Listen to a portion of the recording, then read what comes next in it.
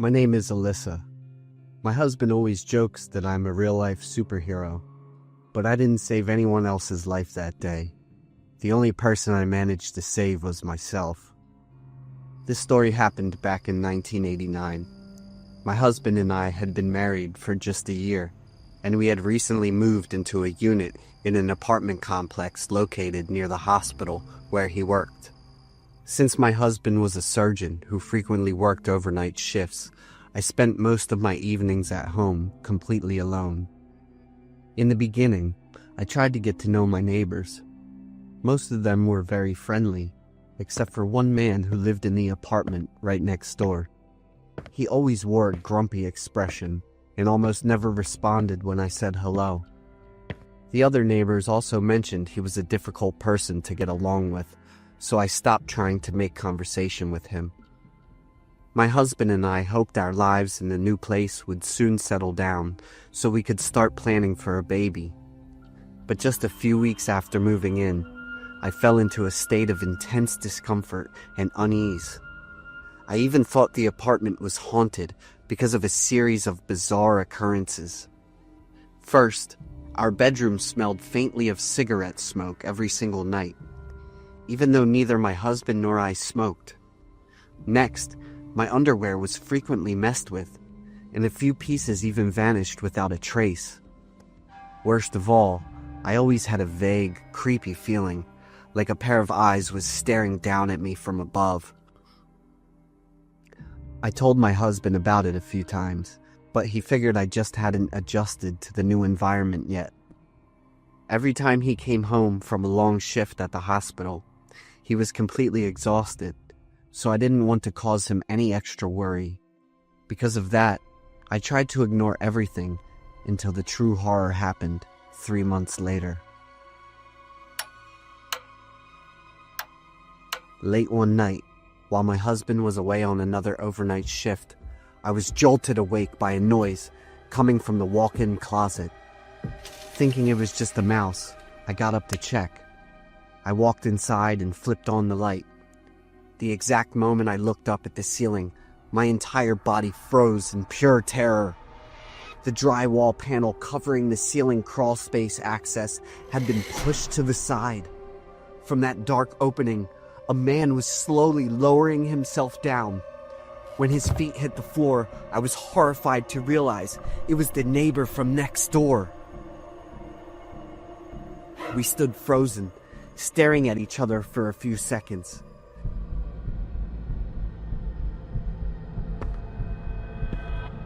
Suddenly, he snapped, his eyes rolling back in a crazed frenzy.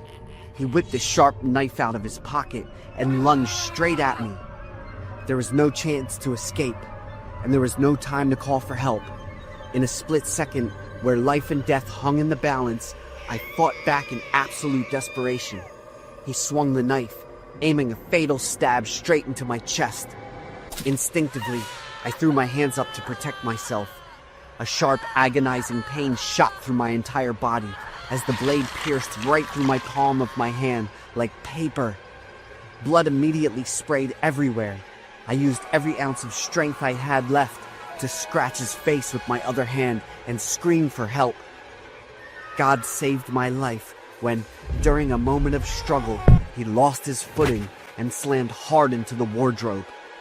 Recognizing my only chance to survive, I immediately bolted out of the room and screamed for everyone to call the police. My husband rushed right back home the moment I called to tell him what happened. The police arrived quickly, and a manhunt took place that very night. They caught the sick neighbor right inside his own apartment. At that moment, he was in his bathroom trying to wash away the blood and tend to his wounds. As the criminal was handcuffed and led away, the police conducted a forensic sweep along the shared ceiling space between our two apartments. That was when a shocking truth was uncovered that left me completely devastated. The space above the drywall ceilings of my apartment and his was completely connected. The neighbor had taken advantage of this design flaw to crawl into my home for months. He had cut tiny peepholes along the ventilation pipes that looked directly down at my bed and my bathroom. In the crawl space right above my headboard, the police found a pillow, a flashlight, a few empty soda cans, and all of my missing underwear carefully stored away. That sick monster had been lying up there every single night, smoking cigarettes, which explained the smell, and spying on me for a very long time before he finally decided to jump down with a knife to murder me. He was arrested and received a fitting prison sentence under the law. My husband and I moved away immediately after, doing everything we could to ensure he stayed behind bars for as long as possible. But even though he is locked away, the trauma he caused me has never truly gone away. More than 30 years have passed since that horrific night. To this day, I still cannot get a good night's sleep if I have to stay home alone. My name is Bradley. This story happened a while ago and became the most bizarre experience of my life so far. I had just graduated from college and landed my very first job. At first, I was still living in the apartment I rented during my student years. But since I didn't have my own car yet and had to take the bus, commuting to work every day took way too much time and left me completely exhausted. I decided to find a new place closer to my office. As a new employee, the expensive cost of living in Boston was a massive financial burden. But right around that time, a real estate agent hooked me up with an apartment rental at an incredibly cheap price. The apartment was on the 10th floor, which was the top floor of an old building. It was small, but it made commuting easy and was more than enough to make a recent graduate like me happy. From there, taking the bus to my office took only about 15 minutes. I liked it so much that I signed the lease almost immediately. After I moved into the new place, everything was pretty peaceful. Even though the building was outdated, the hallways were a bit dim, and the elevator made a heavy, groaning sound whenever it ran. I didn't care much because my commute was so much better. I had more time to sleep, and my mental state improved a lot. Until one night, things started to get weird. That day, I had to stay late at the office for overtime. By the time the bus dropped me off at the building, the entire apartment complex had fallen completely silent. There was only the faint glow of the hallway lights and the dry, harsh scraping sound of the old elevator echoing in the night. The building's elevator used a very old-school design, the kind you almost never see anymore. The elevator shaft was surrounded by an open metal mesh frame, and the door on each floor had a small glass window set right at eye level. As the elevator moved, the person inside could catch a quick glimpse of each floor's hallway as they passed by. Dragging my exhausted body along, I stepped into the elevator. While waiting to go up to the 10th floor, I just stared through that small glass window, watching each floor pass by. Suddenly, as the elevator passed the 9th floor, I locked eyes with a man standing right up against the outside of the door in the hallway.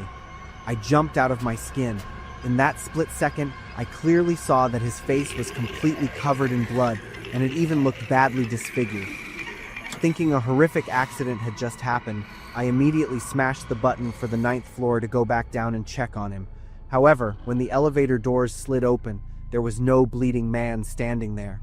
The hallway was completely empty. There wasn't even a single drop of blood on the floor. I stood there dazed for a moment, and then reasoned with myself that it was probably just very late, and working overtime had made me so tired that my eyes were playing tricks on me. With that thought, I went back up to my apartment. The next day, I had to work late again. When I got back home late, I stepped into the same elevator. This time, the elevator suddenly stopped on the 9th floor all by itself. At first, I thought someone had just accidentally pressed the button from the outside and walked away. But when the doors opened, the 9th floor hallway was completely vacant. Right then, for some reason, I remembered the man covered in blood I had seen the night before. A sudden shiver ran down my spine. I looked around one more time and tried to calm myself down, telling myself it was all just a coincidence. But from that night on, every single time I worked overtime and came home late, the elevator would stop on the 9th floor. This exact thing kept happening over and over, making me think that the elevator system was genuinely glitching out. Eventually, I went down to the building's management office to report the elevator issue. The manager seemed a bit surprised when I mentioned the 9th floor, but he didn't seem overly worried. He wrote down my complaint and said he would have a maintenance crew check the system as soon as possible.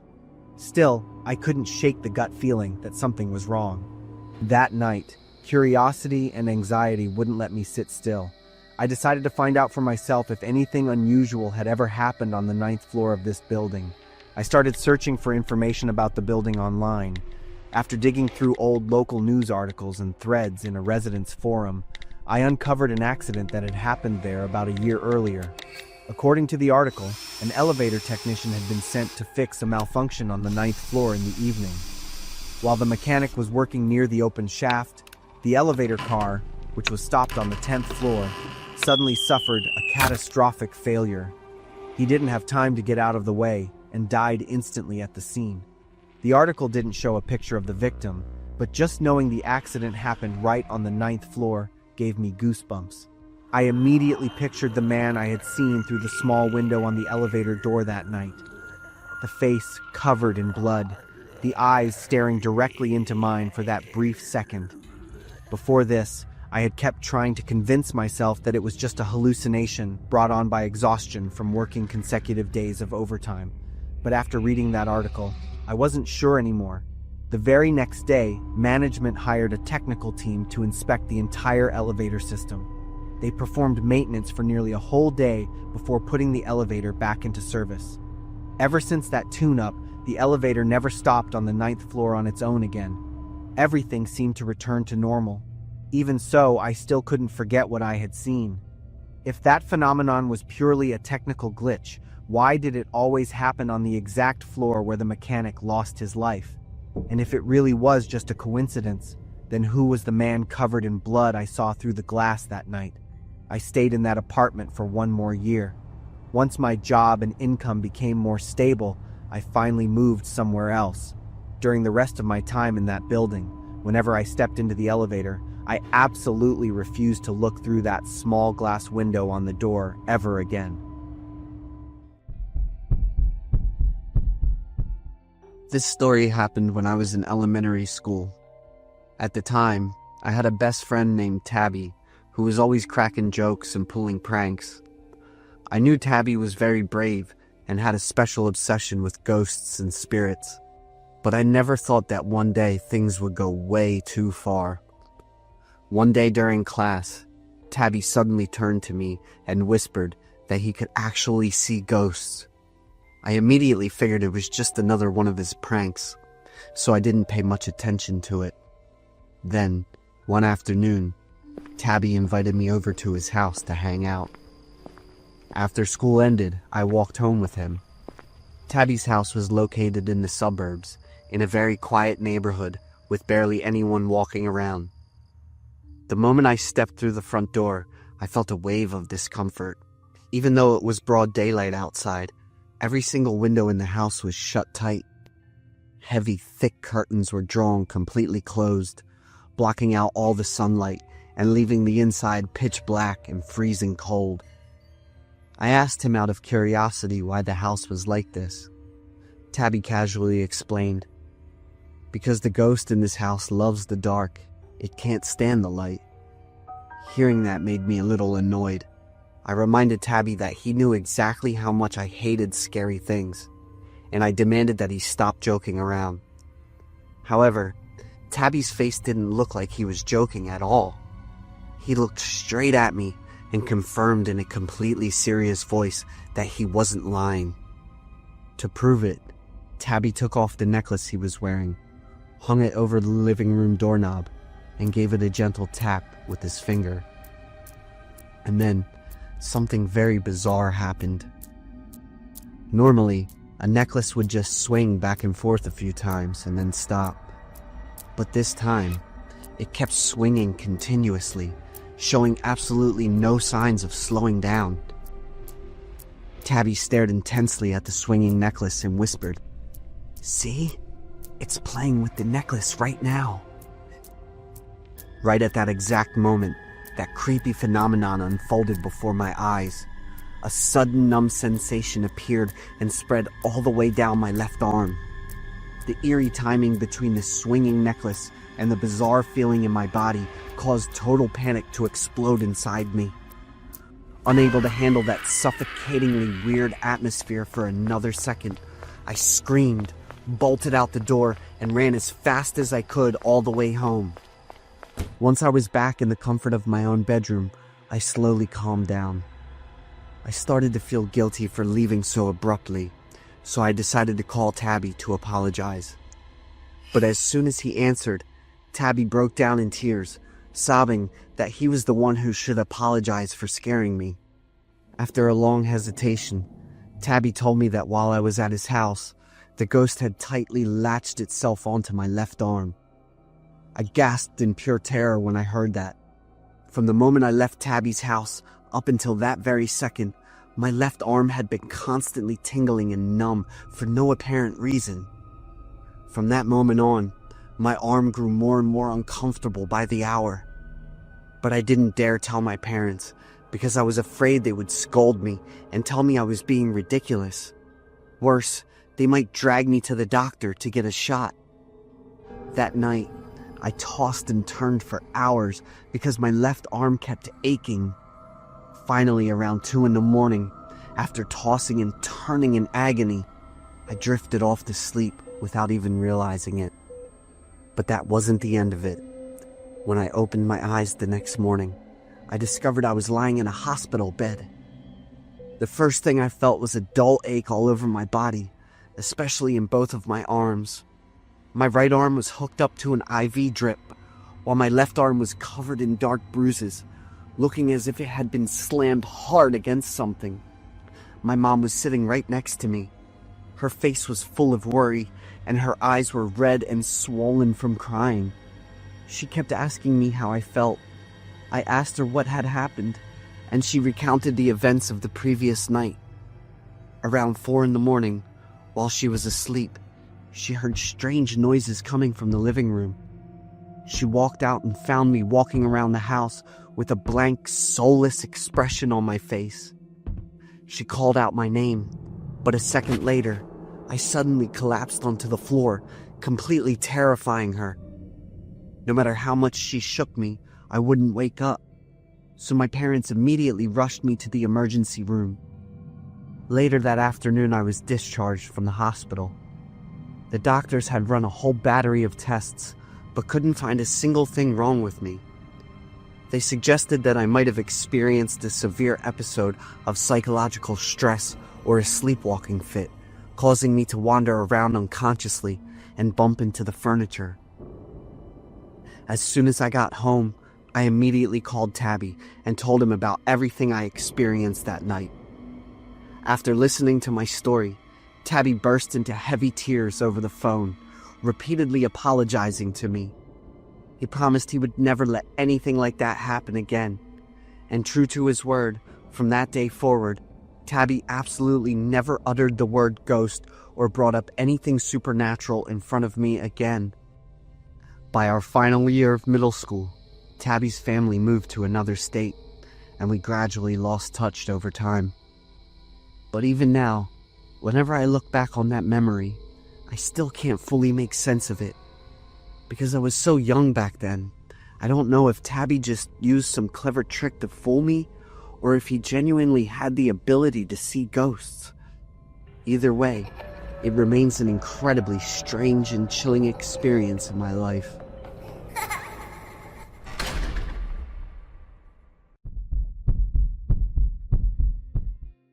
I'm Logan, 36. Moved back to my hometown in Texas after over 10 years of living in other states and trying out all kinds of jobs. Started everything from scratch, but it's all good. I'm fine and feeling optimistic about it all.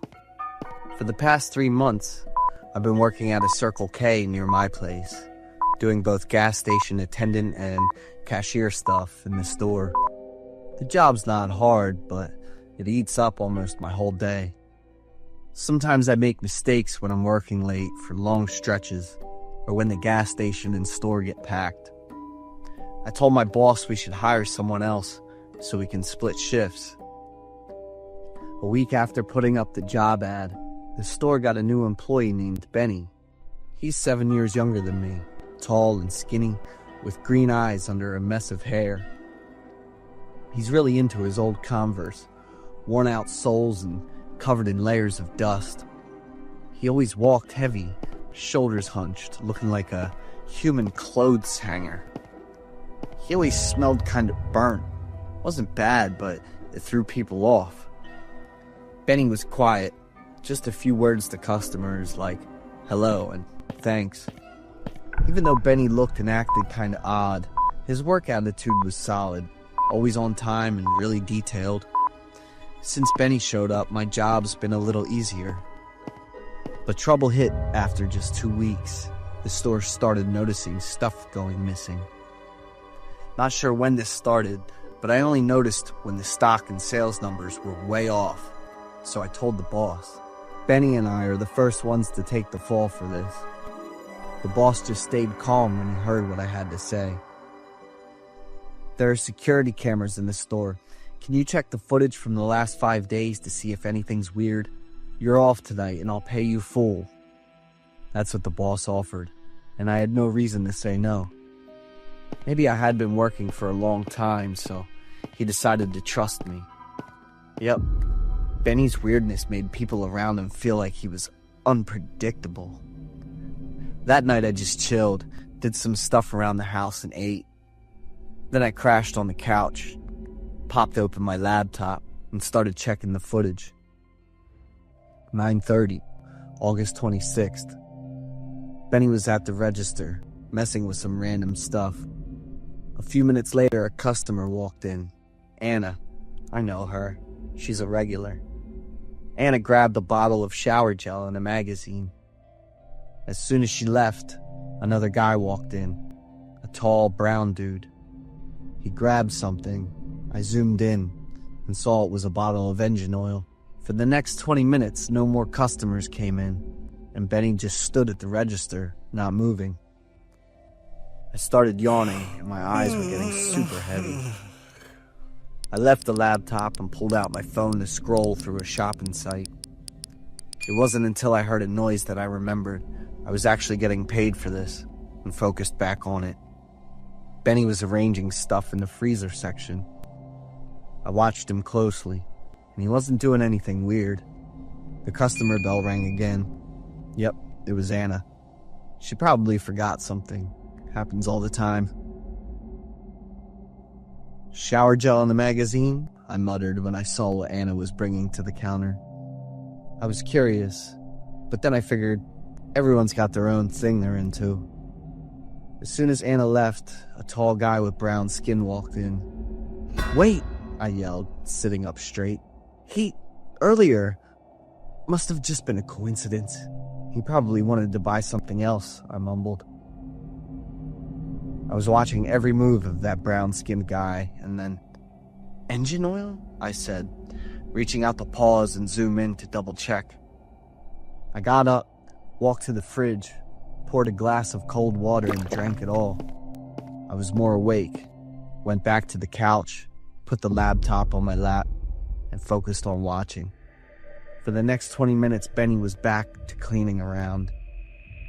While he was by the freezer, the alarm went off again. I widened my eyes to see the customer coming in. Anna?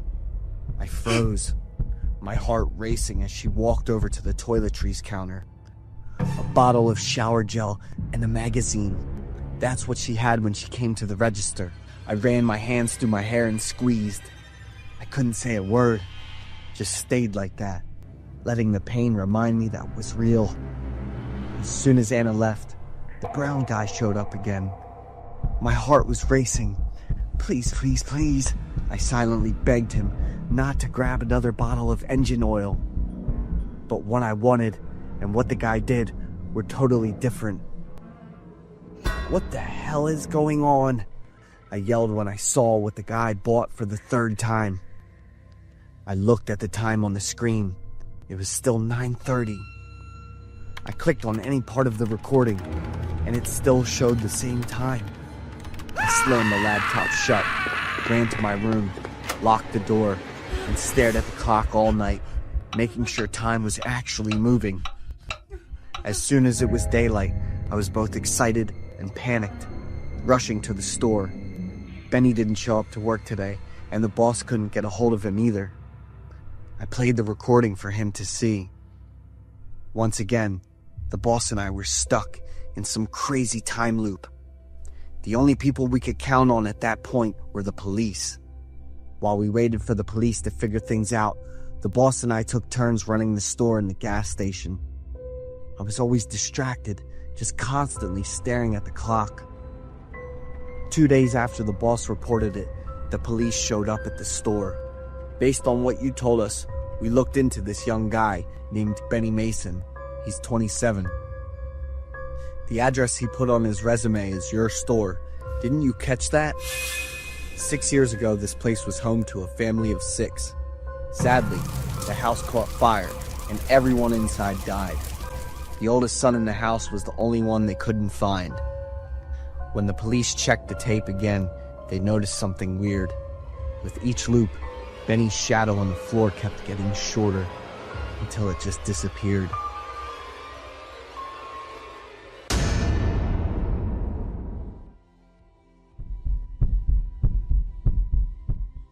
I'm Ryder. This happened when I was 14.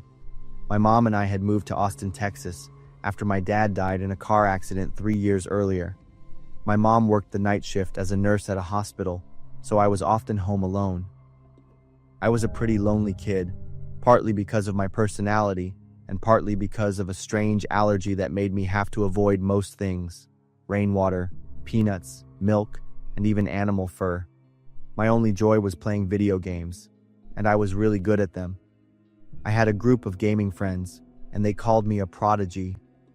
It all started when my mom brought home a new allergy medication. Many patients had tried it and found it to be very effective. I was desperate to get rid of this awful disease, so I was willing to try any medicine. My mom told me to take 2 pills every morning. They had no taste. And to my surprise, the pills actually worked for me. I could eat cheese pizza and leave the house without my mask and long clothes. I even tried petting the neighbor's dog. I was fine. There were no unusual signs. My mom was so happy that I had finally found the right medication. But then, strange signs started to appear. I was less focused and often zoned out. I would sit in front of the screen with my mouse in hand, but my reflexes were slower than usual. In an important match with my team, I kept making stupid mistakes. I could sense my friends' frustration and disappointment, but I didn't know how to explain it. Gradually, I started declining invitations to play games. I didn't feel as happy as before. Everything felt meaningless. I would play by myself in silence, but I chose to stay silent instead of telling my mom. I didn't want to worry her. My mom's job was incredibly busy. Every time she came home, she would cook, ask me a few questions, and then go to sleep because she was exhausted. I didn't want to bother her more. That fateful night, I was home alone as usual, and for the first time, I felt the apartment was eerily quiet. I sat alone in my room, staring at the computer screen that showed a defeated game. "You're not good at anything anymore," a thought popped into my head, but it was just a fleeting thought. But slowly, the thoughts became more frequent. I covered my ears, but the voice still echoed, because it wasn't coming from outside. It was coming from inside my head. "Your friends don't need you anymore. Your mom worked so hard to raise a useless kid." I shook my head hard, trying to chase it away, but the voice continued, every word as clear as if someone was sitting right next to me, whispering in my ear. My heart was pounding. Cold sweat started to run down my body. "They just pity you. They laugh at you behind your back. You know what you have to do." My body stood up as if I were being controlled. My feet automatically walked toward the medicine cabinet. I grabbed every bottle, painkillers, sleeping pills, and even the allergy medication I was using. I poured them all into a plastic cup and turned on the faucet to dissolve them. "Drink it, then everything will end. You won't be a burden to anyone anymore." I picked up the cup and brought it to my mouth. Just as I started to feel the bitter taste of the pills spreading on my tongue, the phone suddenly rang. I was startled. It was a text message from Jake. "Hey, you want to play? We're gonna lose without you." The voice in my head went silent as I read the message. I looked at my phone, then at the cup of pills. Maybe I should play one last game, at least to say goodbye to the thing that used to be my everything.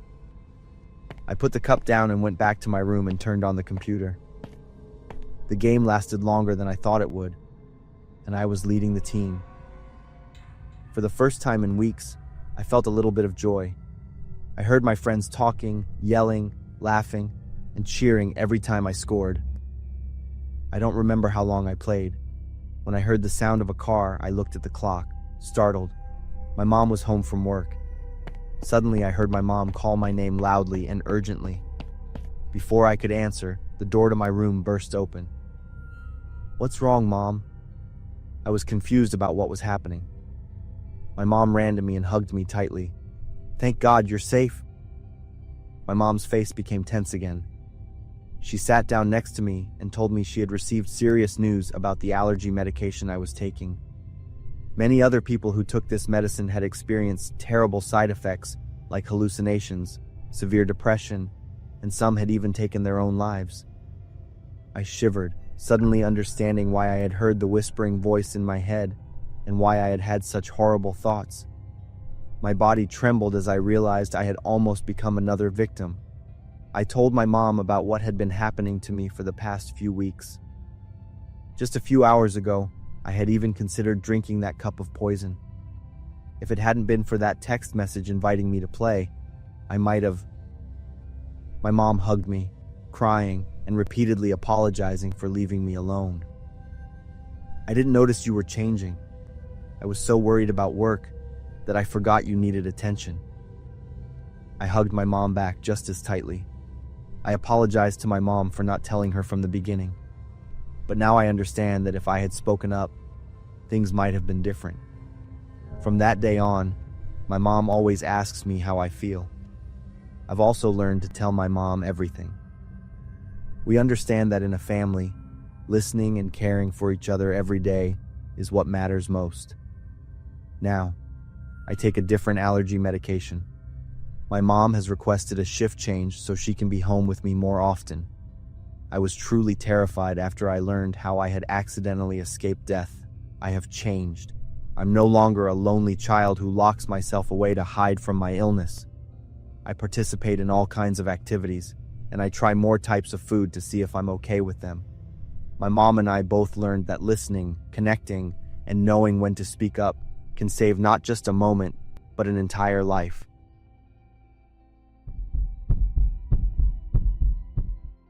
Two months ago, to celebrate our 1,000-day anniversary, my girlfriend and I decided to go on a memorable glamping trip.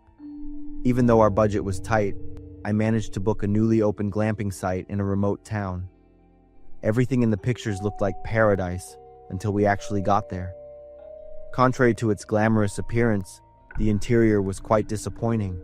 In the photos, everything looked spotless. But when we stepped inside, the floor was peeling and looked unfinished. The owner claimed he had cleaned it 3 times before our arrival, yet I saw hair and some food wrappers scattered across the floor.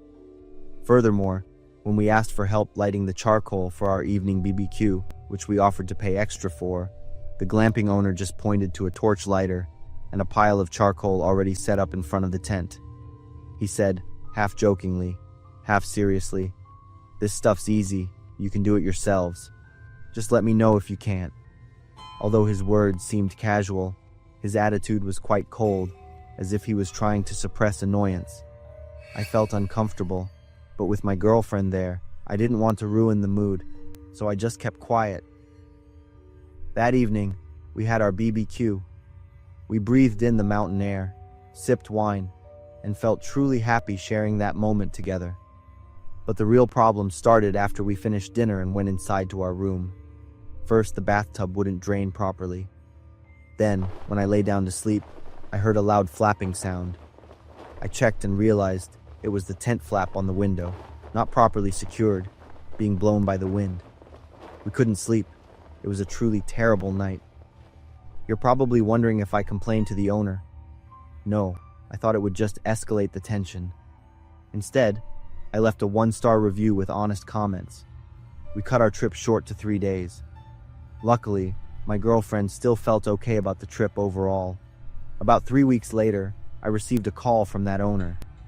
He apologized, saying he had been busy with the resort's soft opening and was late getting back to us. He claimed to have fixed the previous issues and offered us a complimentary stay voucher. I was grateful for his kindness, but also felt a little regretful for leaving the 1-star review. That weekend, we cleared our schedules and returned to the town. The interior of the resort really had improved, to the point where I wondered if this was even the same place we had stayed before. The owner even personally prepared a BBQ for us. His service was incredibly attentive, to the point of making us feel a bit uneasy. I found it strange. We were the only guests that day.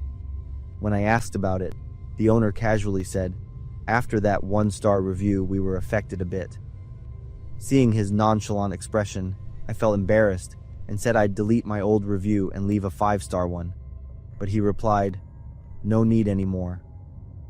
His face, when he said that, was unusually cold. But just a second later, he returned to his friendly demeanor. "Enjoy your meal." I stared blankly as the owner walked away. Around 11 p.m., we were watching TV when we suddenly heard a rustling sound outside the window. I went to check, and a figure abruptly popped up. Both my girlfriend and I jumped and screamed. It turned out to be the owner. "I just wanted to check if you're enjoying the service." "We're enjoying it very much, thank you." "All right, I'll head back to my quarters. Just call if you need anything, okay?" He left, and this time, I started to feel genuinely uneasy. That night, my girlfriend woke up thirsty. I was drifting off to sleep when suddenly, a blood-curdling scream from my girlfriend jolted me awake. Rushing to her side, I was shocked to find a very large snake slithering across the floor. My girlfriend couldn't even stand. Luckily, she wasn't hurt. I quickly pulled her and we ran out, straight to the car. I tried to call the owner to deal with it, but he didn't answer. My girlfriend was completely panicked, crying hysterically, and demanding to go home immediately. I hesitated because I was practically naked, and all our belongings, including my phone, were still in the room. Suddenly, the owner appeared right outside, pressing himself against the car window. "Where are you two off to in such a hurry? You haven't checked out yet, have you?" I quickly opened the car door and jumped out, feeling incredibly frustrated. "Do you know what's in that room? It's a snake." "A snake?" His indifferent attitude truly enraged me. "How can you say that? Send our luggage in the room by express delivery or mail. We're leaving." Suddenly, he pulled out a knife and overpowered me, dragging me back into the glamping tent. My girlfriend stayed in the car, pleading continuously. We struggled fiercely in the room. I was injured on my arm and leg, and the bleeding made me weaker. He screamed like a madman. "You come here, use all sorts of services, and then give me 1 star. Do you know how much damage you caused me? Now you're using this snake as an excuse to make me furious." I was terrified, planning to try and escape or find a place to hide. But he lunged and overpowered me, holding the knife to my throat. His tone shifted abruptly, full of perverse delight. "You'll hit your girlfriend during an argument, and I, the witness, will get hurt trying to break you two up." As he spoke, the crazy man deliberately stabbed himself in his own thigh with the knife in his hand, blood gushing out. Then he turned and shoved the knife into my hand. Now everyone will pity me for being stabbed while trying to intervene. I was completely motionless, utterly stunned. Just then, the snake, which had been slithering on the bed, suddenly bit him with a fatal strike to his neck. He collapsed in pain, screaming loudly, "Snake? Why? Why is it here?" I was too terrified, so I crawled away trying to escape this horrific scene. The sound of police sirens echoed from a distance, and everything was quickly resolved. My girlfriend ran to me and cried uncontrollably. She had called the police. After the police investigation, everything became clear. Initially, I was very sure the owner had released the snake, but that wasn't the case. In reality, it was a hilly area where snakes frequently appeared, and that's precisely why he bought that plot of land for cheap. He's currently in intensive care and will face multiple charges once he recovers.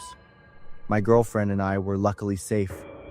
Since then, no matter how bad an experience is, we only leave reviews of 3 stars or higher. So please think very carefully before leaving a 1-star review, everyone.